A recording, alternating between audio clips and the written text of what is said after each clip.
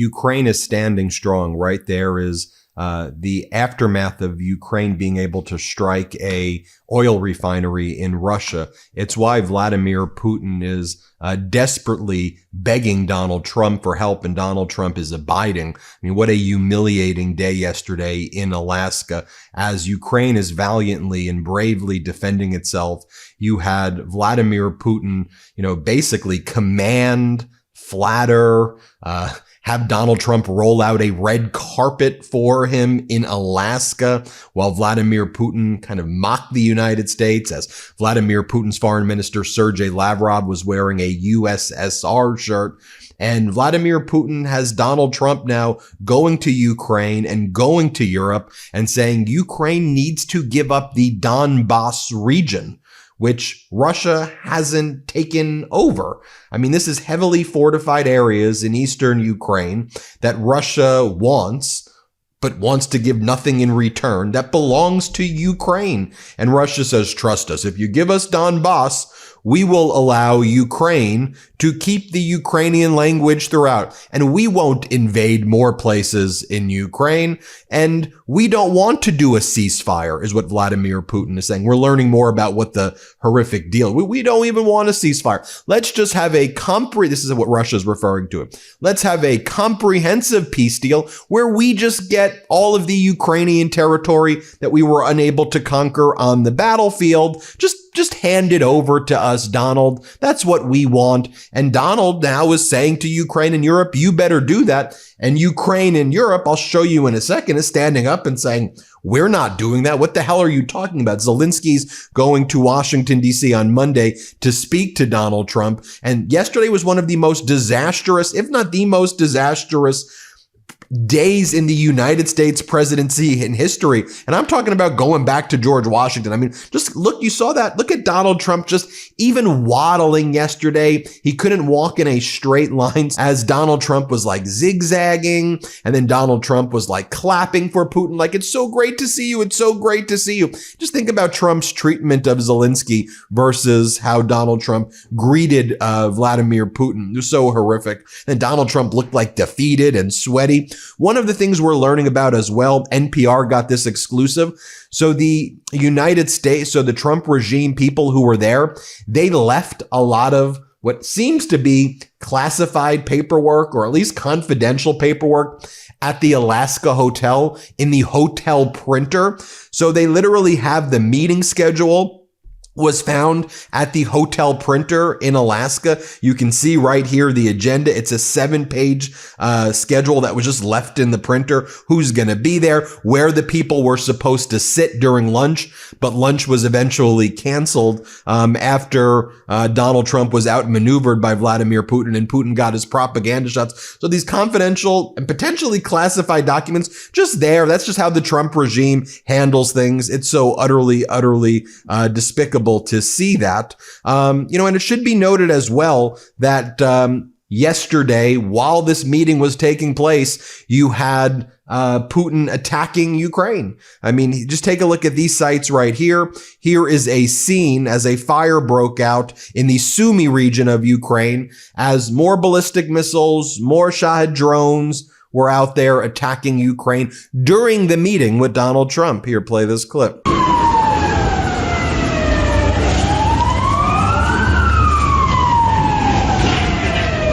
As Ann Pierce says, this is what mass murderer Putin does before, during, and after peace talks. While reveling in the propaganda platform and the unwise, undignified flattery of Western dignitaries, Trump taking it to new lows, the aggressor-oppressor steps up aggression and oppression. Just take a look right here at the statement that was issued by French President Emmanuel Macron, Germany's Chancellor Merz, Keir Starmer, and others. They wrote, "We are clear that Ukraine must have ironclad security guarantees to effectively defend its sovereignty and territorial integrity. We welcome Trump's statement that the U.S. is prepared to give security guarantees," although Trump never really said that. "The coalition of the willing is ready to play an active role. No limitation should be placed on Ukraine's armed forces or on its cooperation with third countries. Russia cannot have a veto against Ukraine's pathway to EU and NATO.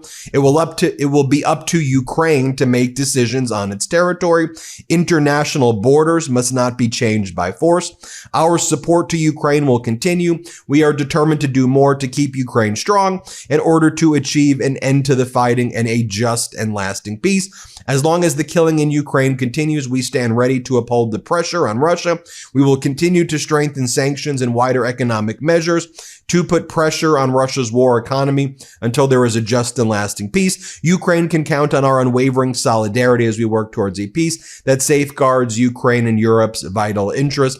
Emmanuel Macron issued a similar statement saying that Europe will continue to support Ukraine. Ukraine should not give up any of its territory to Vladimir Putin. President Zelensky of Ukraine issued a statement as well, urging that there be a ceasefire. What Europe wants, what Ukraine wants, ceasefire, stop the war, and then we'll discuss.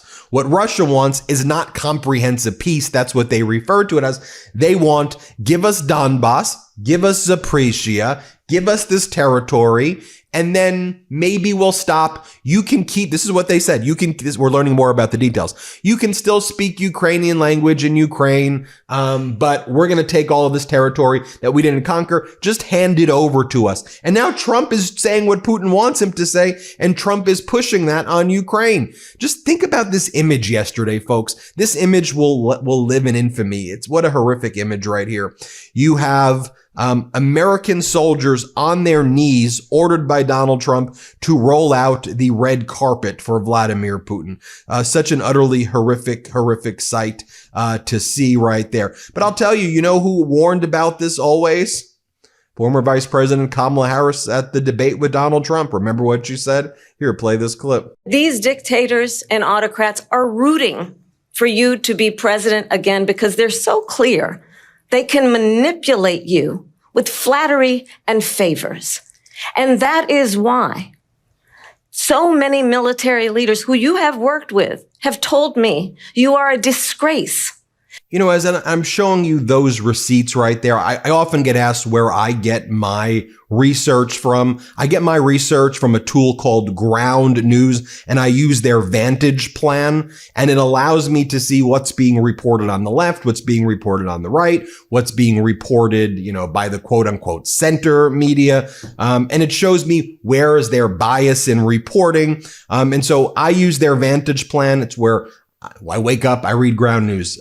So use the same tools that I use their Vantage plan. You can scan the QR code right here. We're going to give our viewers 40% off right now, the Ground News top tier Vantage plan, which will get you unlimited access to everything that I use. Ground News is subscriber funded, so it doesn't rely on ads that can introduce bias. Subscribing supports our channel and their independent team working to keep the media transparent. Use the tools we use at the MeidasTouch Network to do our research. Go check out ground.news/MTN or scan the QR code and get that 40% off the Vantage plan, which is what I use, ground.news/MTN. Check that out right now. So, you know, as one of the things that I don't want to forget either here is while all of this is taking place, what does Donald Trump want to distract against? Donald Trump wants to distract against the Epstein files. Right? I mean, he thinks that this is going to somehow disappear from the public's attention. No, we're going to keep making videos and exposing Donald Trump's sick and dark connections to Jeffrey Epstein. Oh, by the way, going back to former Vice President Kamala Harris, remember when she was asked during the sit down on CBS, would she meet one-on-one with Putin? Remember what she said? Here, play this clip. What does success look like in ending the war in Ukraine? There will be no success in ending that war without Ukraine and the UN Charter participating in what that success looks like. Would you meet with President Vladimir Putin to negotiate a solution to the war in Ukraine? Not bilaterally without Ukraine, no. Ukraine must have a say in the future of Ukraine. As president, would you support the effort to expand NATO to include Ukraine? Those are all issues that we will deal with if and when it arrives at that point. Right now, we are supporting Ukraine's ability to defend itself against Russia's unprovoked aggression. Donald Trump, if he were president, Putin would be sitting in Kyiv right now. He talks about, oh, he can end it on day one. You know what that is? It's about surrender. And that's the appropriate response in a situation like that. Here she is again from the debate. Let me play this one more clip. Donald Trump were president, Putin would be sitting in Kyiv right now. And understand what that would mean, because Putin's agenda is not just about Ukraine. Understand why the European allies and our NATO allies are so thankful that you are no longer president, and that we understand the importance of the greatest military alliance the world has ever known, which is NATO, and what we have done to preserve the ability of Zelensky and the Ukrainians to fight for their independence. Otherwise, Putin would be sitting in Kyiv with his eyes on the rest of Europe, starting with Poland. And why don't you tell the 800,000 Polish Americans right here in Pennsylvania how quickly you would give up for the sake of favor and what you think is a friendship with what is known to be a dictator who would eat you for lunch.